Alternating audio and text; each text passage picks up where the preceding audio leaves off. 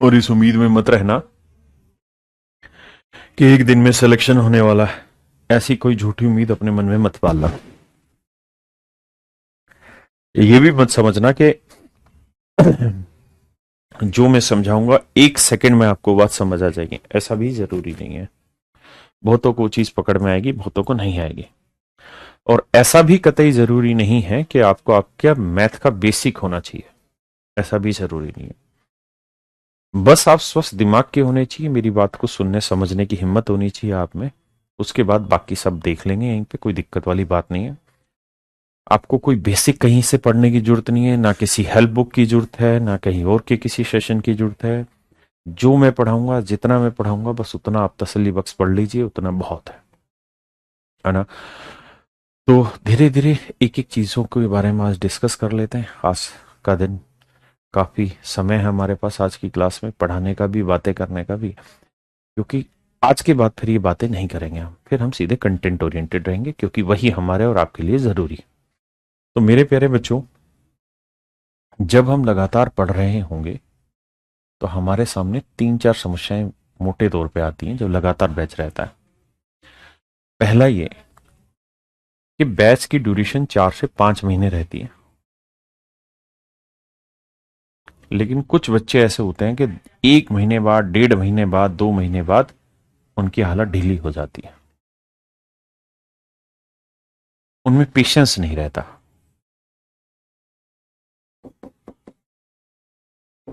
हिंदी में बोले तो संयम नहीं रहता। जैसे मैंने कोई टॉपिक स्टार्ट कराया, लेट से मैंने ज्योमेट्री स्टार्ट किया आपकी, तो ज्योमेट्री लगभग लगभग 1 महीना 10 दिन चलता है। 1 महीना 10 दिन चलता है ज्योमेट्री, क्योंकि बहुत डिटेल में पढ़ाना होता है, बहुत सारे कॉन्सेप्ट होते हैं। तो बच्चों की क्या आदत होती है कि 4 5 6 दिन 10 दिन पढ़ लेंगे, 10 दिन के बाद फिर कमेंट करना शुरू करते हैं, सर ये टॉपिक कब खत्म होगा, सर ये कब खत्म होगा, सर मन नहीं लग रहा, कब खत्म होगा। और धीरे धीरे ऐसी हालत होती है बच्चों की, एक सर्टेन टाइम के बाद वो फिर कोचिंग छोड़ ही देते हैं। तो सबसे बड़ा कारण है पेशेंस का, संयम का। कामयाबी के लिए 3 चीजें आपके अंदर बहुत जरूरी है। स्टूडेंटशिप,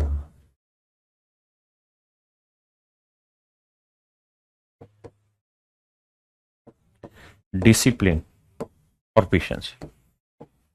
ये 3 चीजें बहुत जरूरी है। आपके अंदर का छात्र आपके अंदर होना चाहिए, तभी आप पढ़ पाएंगे। आप बहुत बढ़िया लेवल पे डिसिप्लिन होने चाहिए, तब आप पढ़ पाएंगे। और आप में एक अच्छा खासा पेशेंस होना चाहिए, तभी आप पढ़ पाएंगे। क्योंकि जब आप अपनी तैयारी स्टार्ट कर रहे हैं, आप में से बहुत सारे ऐसे बच्चे होंगे जो पिछले काफी समय से तैयारी कर रहे हैं, और आप में से बहुत सारे ऐसे भी बच्चे होंगे, 90% बच्चे ऐसे भी होंगे या जो पहली बार ये तैयारी कर रहे हैं। तो मेरे प्यारे बच्चों, आज के टाइम में जिस लेवल पे कंपटीशन चल रहा है, जितनी बड़ी मात्रा में छात्र आज के समय में तैयारी कर रहे हैं, उतना टफ कंपटीशन कभी भी नहीं था। और शायद आने वाले समय में ये कंपटीशन और बढ़ेगा, और शायद ज्यादा तेज गति से बढ़ेगा। तो मेरे प्यारे बच्चों, 4 महीने 5 महीने 6 महीने 8 महीने में भी कई बार होता है सिलेक्शन नहीं हो पाता बच्चे का। मैंने ऐसे ऐसे बच्चे देखे हैं जो 2 साल 3 साल लगातार मेहनत करते हैं, 3 4 साल के बाद उनका सिलेक्शन होता है। लगातार 3 4 साल तक फेल्योर लेते रहते हैं जीवन में, विफल होते रहते हैं। ये भी टेस्ट दिया इसमें फेल, ये भी एग्जाम दिया इसमें फेल, ये भी फेल, ये भी फेल, ये भी फेल। और 3 4 5 साल के बाद जाके उनका सिलेक्शन होता है। तो मेरे भाइयों, इस बात से अर्थ आप ये निकालिए कि आपको अपनी मेहनत को कंटिन्यू करना होगा। देखिए, तैयारी अब ऐसी चीज नहीं है कि आप 2 3 महीने सीरियसली तैयारी करें और फिर छोड़ के चले जाए, या फिर उतनी सीरियसनेस से आप काम ना करें, या थोड़े टाइम के बाद आपके मन में ऐसा आए कि सर कुछ और साइड बाय साइड अपनी नौकरी पकड़ लेते हैं, कोई काम धंधा शुरू कर लेते हैं, कोई और विकल्प देख लेते हैं। तैयारी ये चीज है ही नहीं। तैयारी 99% डेडिकेशन नहीं मांगती, तैयारी 100% डेडिकेशन मांगती है आपसे, और आपको डेडिकेशन देना होगा।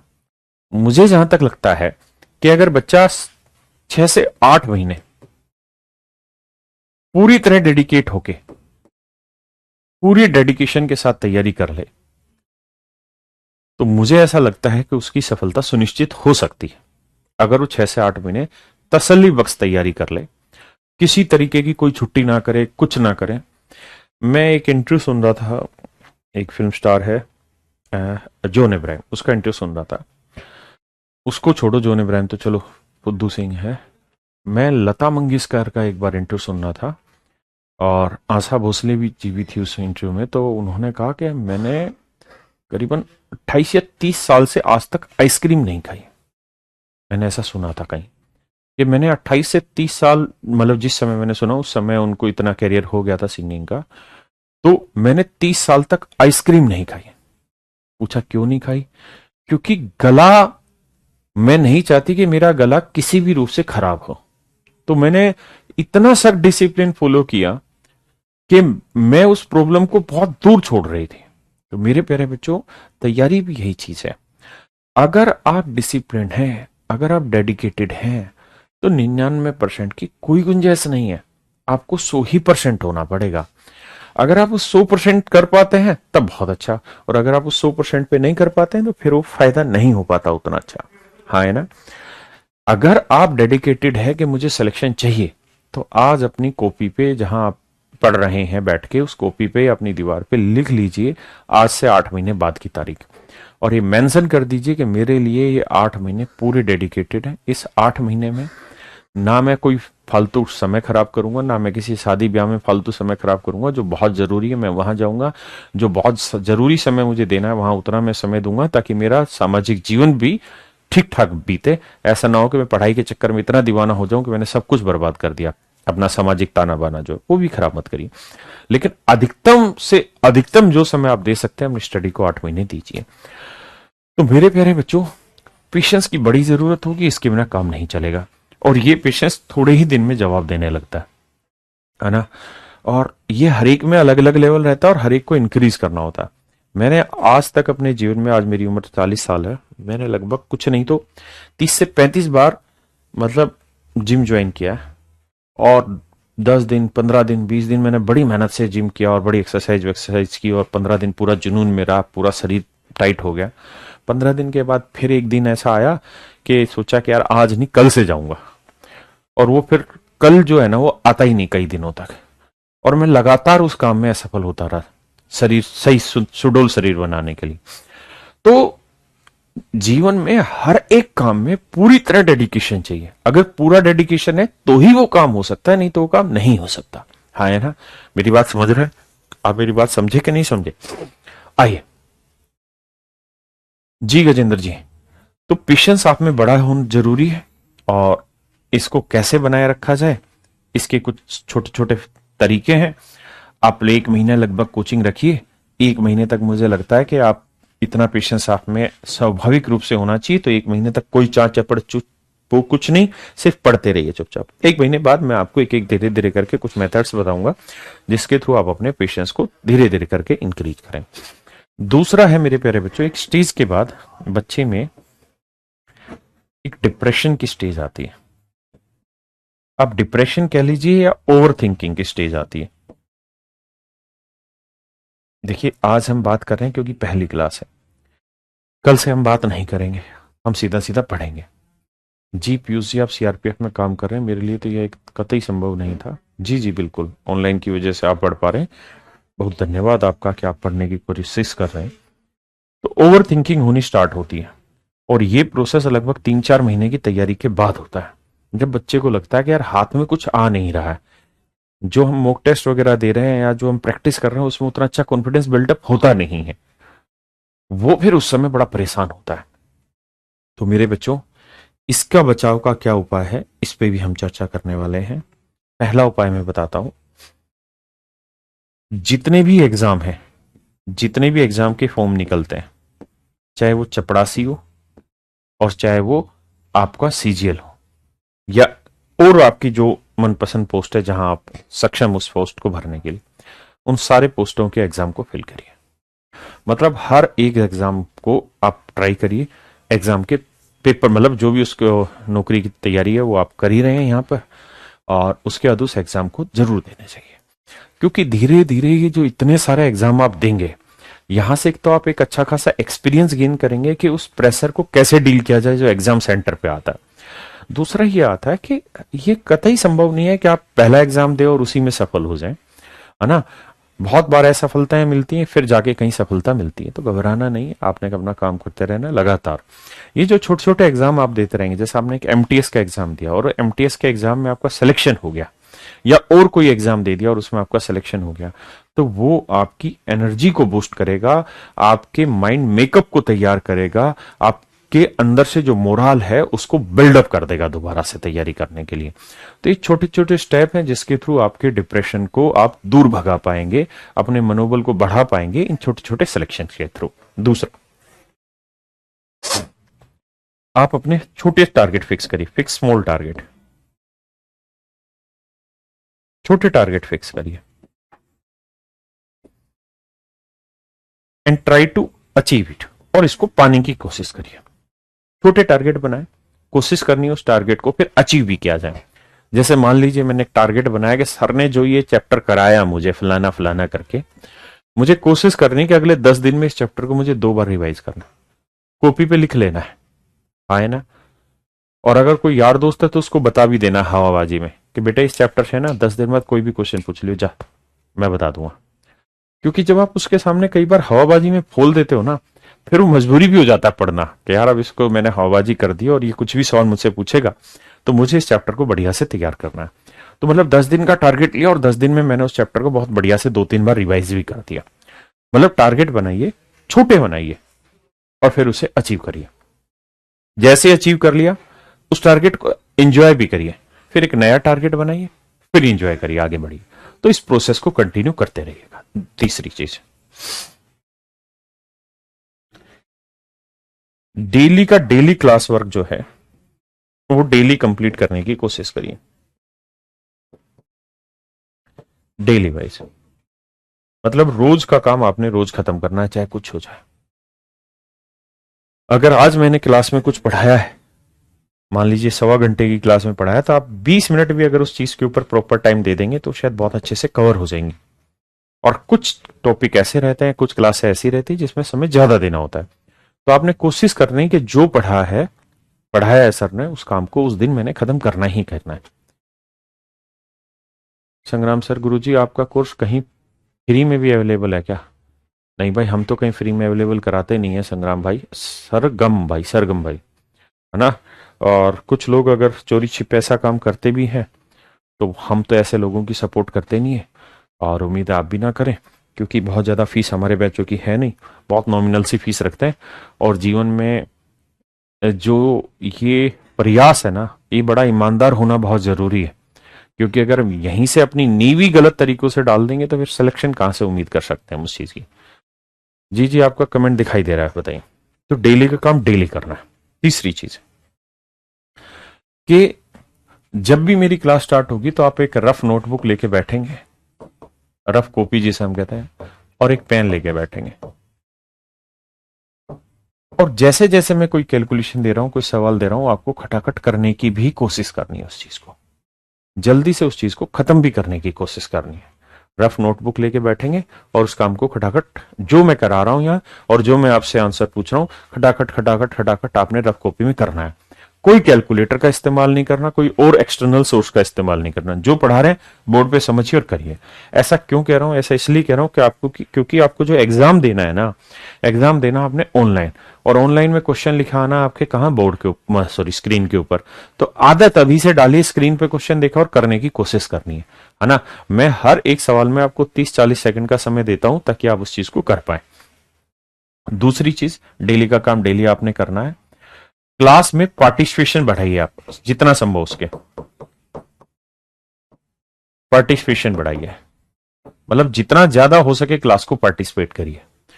आपका उत्तर गलत आ रहा है, सही आ रहा है, आपके जो विचार है बको सामने वाले पे, स्क्रीन पे डालो। पढ़ाई से रिलेटेड फालतू बातें नहीं होनी चाहिए, क्योंकि आप अपने कमेंट्स जो हम तक पहुंचा रहे हैं, तो उस बीच में हो सकता है कि हम आपके कमेंट को ना पढ़ पाए, या कुछ कमेंट पढ़ पाते हैं, कुछ नहीं पढ़ पाते हैं, कुछ हमें लगता है कि नॉन ऐसी चीजें जो इस क्लास से रिलेटेड नहीं है। लेकिन क्लास के बाद मैं सारे कमेंट्स को लगभग देख लेता हूं, आपके जो भी विचार होते हैं और उसमें जो जरूरी होता है उसको मैं समझ के अगली क्लास में आपको आंसर देता हूँ, या 2-3 क्लास बाद जब उस चीज की बारी आती तो मैं समझा देता हूँ, है ना। एक कहानी ये भी है कि आपने कोई चीज पूछी और मुझे ये बात पता है कि यार ये चीज मैंने बतानी है, लेकिन आज से 5 क्लास के बाद इस क्लास का नंबर आएगा, तो हो सकता है उस कमेंट का मैं आंसर आपको ना दूं।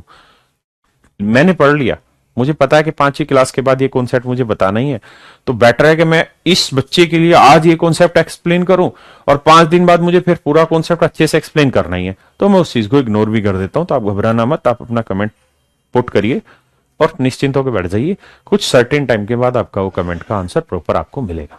क्लासेस लगातार करनी है, आप लाइव ले पा रहे हैं बहुत अच्छी बात, नहीं तो रिकॉर्डेड सेशन रहता है।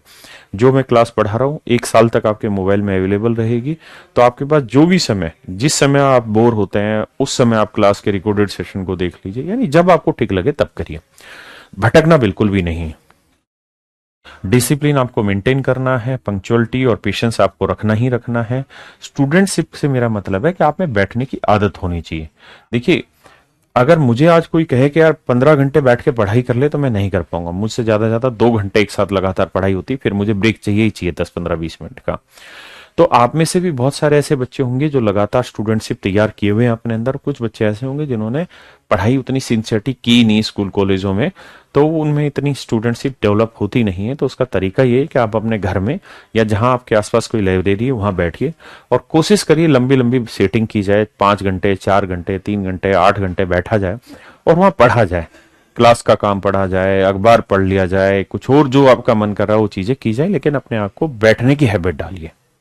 जितना ज्यादा आप अपने आप को बैठाने की हैबिट डालेंगे, मतलब पढ़ने की हैबिट, मैं ये नहीं कह रहा हूं कि 8 घंटे आप लगातार नॉन स्टॉप पढ़ते रहे, लेकिन आप बीच बीच में छोटे छोटे ब्रेक लेते रहे 10-10, 15-15 मिनट के, बट आप लगातार बैठने की कोशिश करिए। हाँ, है ना, जो समय आपको सूट करता है उस समय पे कोशिश करिए।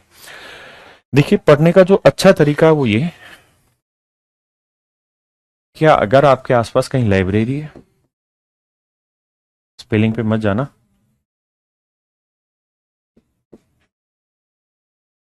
लाइब्रेरी जो है तो मेरे भाई वो ज्वाइन कर लीजिए। मेरी इंग्लिश बेहद कमजोर है, लेकिन मैं टर्मिनोलॉजी इंग्लिश में यूज कर लूंगा और इंग्लिश बोल भी लूंगा। तो लाइब्रेरी आप यूज करिएगा अगर आसपास नजदीक है तो, जहां आप जा सकते हैं, क्योंकि लाइब्रेरी आपके पढ़ने के माहौल को बहुत अच्छे से सेट कर सकता है और वो बड़ा जरूरी है ना। और ऑनलाइन जैसे मोड में अगर लाइब्रेरी मिल जाए तो सोने पे सुहागा है। तो अगर संभव हो सकता है और माँ बाप इतने आर्थिक रूप से सक्षम हैं कि आपको लाइब्रेरी दे का पैसा दे सकते हैं, तो आप लाइब्रेरी ज्वाइन कर लीजिए अगर नजदीक है तो। नहीं तो आप अपने जिस भी रूम में बैठते हैं कोशिश करिए वो रूम इस तरीके से रहे कि आपका डिस्टरबेंस कम से कम हो बाहर की चीजों से। हाँ, है ना। तो ज्यादा से ज्यादा रूम में बैठने की हैबिट डालिए। अगर संभव हो सके तो लाइब्रेरी ज्वाइन करिएगा, है ना, संभव हो पाए तो। नहीं तो कोई जबरदस्ती नहीं, आप रूम में बैठ के भी पढ़ सकते हैं। तो मेरे प्यारे बच्चों, आज हम करने जा रहे हैं कैलकुलेशन को स्टार्ट। और कैलकुलेशन में भी बड़े सारी चीजें हैं। आपको मल्टीप्लिकेशन सीखना है, आपको क्यूब सीखना है, क्यूब रूट सीखना है, स्क्वायर सीखना है, स्क्वायर रूट सीखना है, डिजिटल सम सीखना है, बहुत सारी चीजें सीखनी है और मैंने बहुत सारी चीजें सिखानी भी है आपको। लेकिन वो सारी चीजें सीखने के लिए आपको लगातार काम करते रहना होगा उस चीज के लिए, है ना। अब बात करते हैं आगे। तो मेरे प्यारे बच्चों, आज मैं कैलकुलेशन में काम कराने जा रहा हूं आपको क्यूब, हिंदी में जिसे हम घन कहते हैं। दूसरी चीज ये कि कैलकुलेशन प्योर ट्रिक बेस है।